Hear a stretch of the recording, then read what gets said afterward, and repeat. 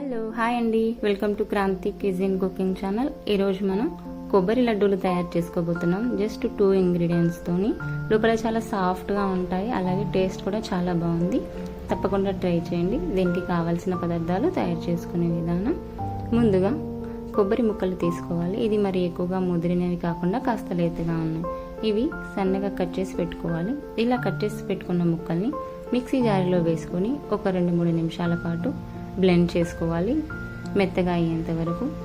ఇలా చూపించిన విధంగా మెత్తగా అయిన తర్వాత దీన్ని పక్కన పెట్టేసుకుందాం.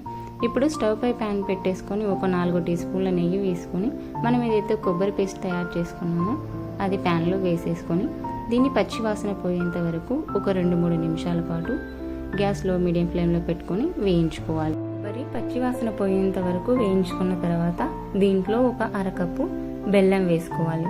బెల్లం కరిగేంత వరకు కాస్త కలుపుకొని దీన్ని 5-6 నిమిషాల పాటు గ్యాస్లో మీడియం ఫ్లేమ్లో పెట్టేసుకొని కాస్త దగ్గర పడేంత వరకు కలుపుకోవాలి. ఇలా దగ్గర పడిన తర్వాత దీన్ని రూమ్ టెంపరేచర్ వచ్చేంత వరకు ఒక ప్లేట్లో వేసుకొని చల్లారబెట్టుకుందాం. చూసారు కదా, ఇలా అయిన తర్వాత దీన్ని ఒక ప్లేట్లో వేసుకొని ఒక ½ అవర్ పాటు వదిలేద్దాం. ఇలా చల్లారిన తర్వాత మనకి ఏ సైజు కావాలంటే ఆ సైజు లడ్డూలు కట్టుకోవాలి.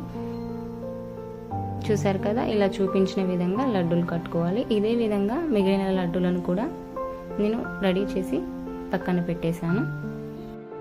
దీంట్లో మీరు కావాలంటే కాస్త ఇలాచి పౌడర్ కూడా వేసుకోవచ్చు.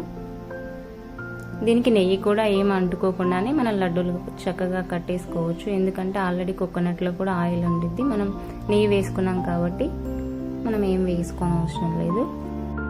చూసారు కదా, జస్ట్ 2 ఇంగ్రీడియంట్స్ తోని చక్కగా మనం ఇంట్లోనే లడ్డూలు ఈజీగా రెడీ చేసుకోవచ్చు. ఇలా చేసుకున్న లడ్డూలను ఒక ప్లేట్లో సర్వ్ చేసుకొని పైన చిన్నగా కట్ చేసుకున్న కొబ్బరి ముక్కలతో డెకరేషన్ చేసుకుంటే చూడడానికి తినడానికి చాలా చక్కగా ఉంటాయి. Thanks for watching. వీడియో కనుక మీకు నచ్చినట్లయితే లైక్ అండ్ సబ్స్క్రైబ్ చేయండి. ఇంగ్రీడియంట్స్ డిస్క్రిప్షన్లో ఉన్నాయి.